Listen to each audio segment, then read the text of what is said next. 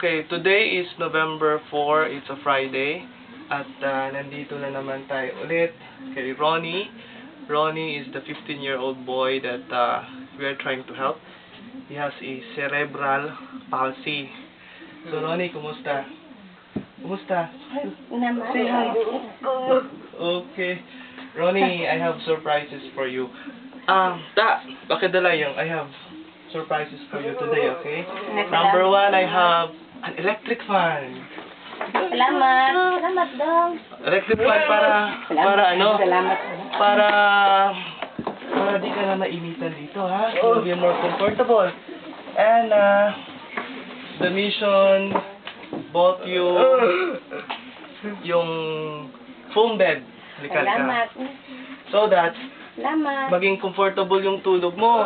No? Saka wala nang rashes, nagkaka-rashes, di ba? Oo. So at least may foam bed siya para pakinay. Para wala nang rashes. At saka, of course, I brought him some groceries. Dito. I brought him some groceries. So these are our initial help na tulong kay Ronnie. So, Ronnie, dalawa lang palang gusto ko. Number 1, be a good boy, okay? Good boy. Number 2, always pray to God, okay? Dasal sa Panginoon.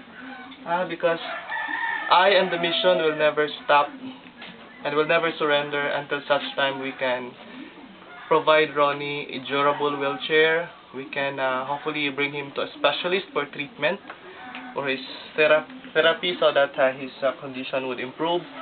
And we hope and pray that we can continue to help Ronnie through our mission partners for his basic needs, other needs. So, what can you say, Ronnie? Give Kuya John a hug, hug, one hug. Gusto ko. Oh, okay.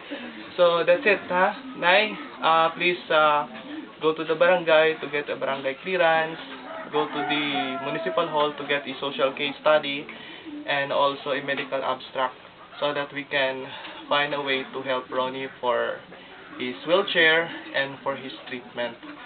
So, to God be the glory. Thank you very much to all our mission partners for being instruments in helping Ronnie. So, say hi. Thank you and God bless. That's it for now.